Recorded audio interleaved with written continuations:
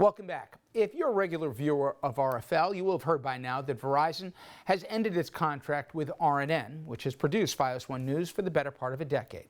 Fios One, it is set to cease operations on November 15th.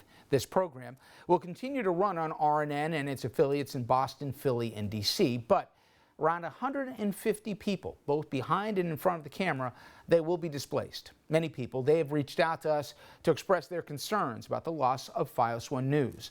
And politicians on both the local, state, and federal levels have also been rallying and showing support for both the product and the need for it as well. Now, two lawmakers in New York, they've sponsored a bill that would require cable companies to offer local news that is independently produced. Those two gentlemen join us now, the sponsors. State Senator Kevin Thomas, representing parts of Nassau County out in Long Island, and Assemblyman Thomas Avenatti. He represents part of Westchester. Gentlemen, thank you very much. Thank you. Thank you.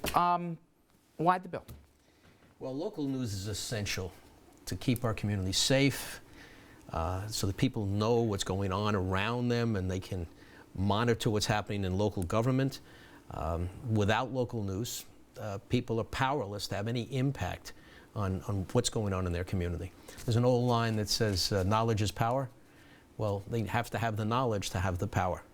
And if you have a hurricane coming, you may hear on the national news or on the statewide news that there's a hurricane coming, but you want to know how it's going to impact your little local community.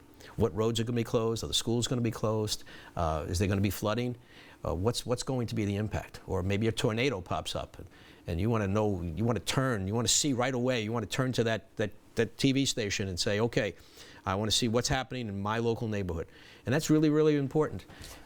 You know, Senator, I remember in years past when we go up to Albany to, let's say, cover the state of the state, you'd have to fight for a chair in the filing room with other media. Right. But it struck me a year ago, there's almost nobody left. All the local papers, maybe one guy will cover it for a whole consortium if they're lucky.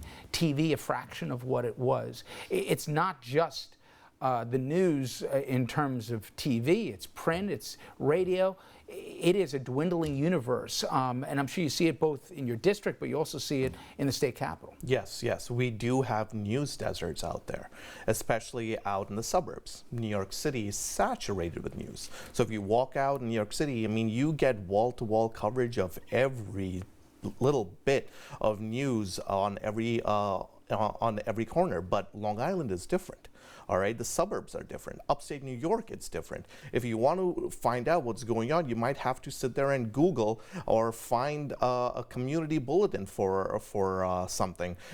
So having local news, having cable companies produce local news is essential to having a healthy democracy. All right, Long Island right now is suffering from this whole news desert, and we need more of that. We need coverage of our local high school games. We need coverage of our local festivals. We need coverage of our local weather. There's so much that we can do, and having companies put people and community over profit is essential for all of this. I'm curious some of the reaction I've noticed on both sides of the river, since Fios One serves both New Jersey and New York markets. Governors both have given support, and you've seen support for your legislation in a bipartisan manner as well. I think people recognize the need to have reporters out on the street. It's not just a question of having let's say, one local news channel that everybody tunes into. What you want is a lot of reporters competing with each other. You know, it's the old American approach of competition is good. So you want reporters competing with each other to get the story right, to get the story first, to get the story out there to everybody as quickly as possible. And you also want different editorial viewpoints. And I'm not just talking about the owner of the station doing editorials. There's editorial judgment as to whether you cover a story. And if you watch, you'll see even down in New York City, the different stations, many of them will cover all the same stories, except each one will carry a couple of different stories, because their editors made a judgment for our viewers, this story is important, this one's not as important.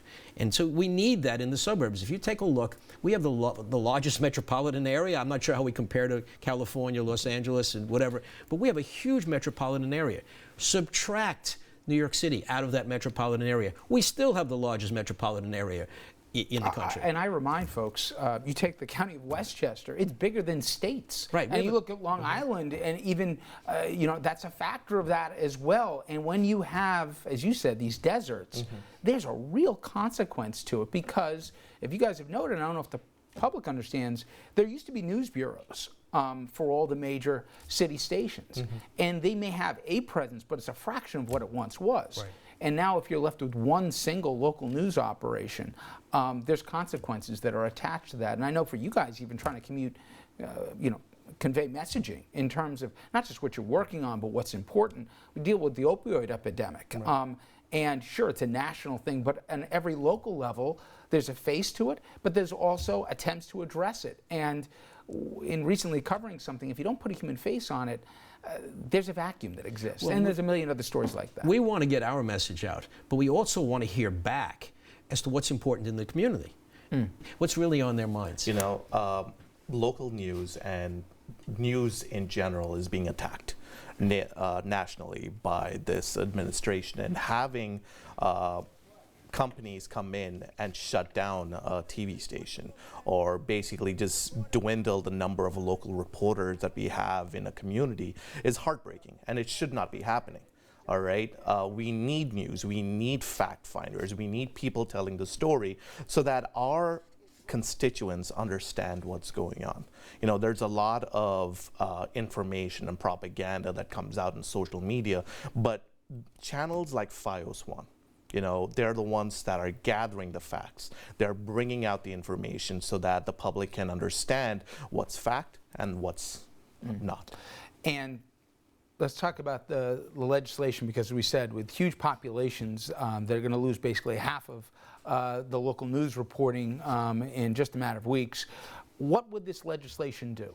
Well, first of all, it requires every telecommunications company that provides cable television service, and every television company, cable television company. It's got to be a broad bill, so that's a technical point, but it's important to include everybody. It'll include the Cablevisions of the world, the Verizons of the world, and all of the others that are out there.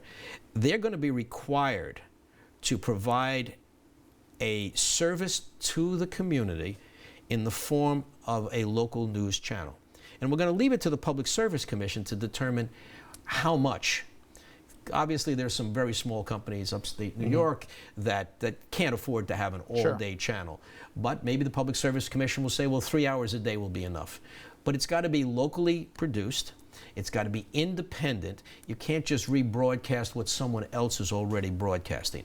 The concept here is to have independent reporters who are doing their job for their employer, not just copy what other people are doing. And the hook here, if you put it that way, is that they are using the public channels. Yes, the companies will string the cables, but they have to get permission to do that. This is not just, as the senator said, just private business trying to make money. We are giving them the public's permission to reach out to the public. And so they have a responsibility to bring something back. And Senator, what kind of support have you found so far for this in Albany? So I have support from the leader. I've also had a chance to push this through to the governor's office as well, and they have given me only positive remarks so far. So let's see where this goes in session, but looks like we have good support here to move this bill out of the Senate.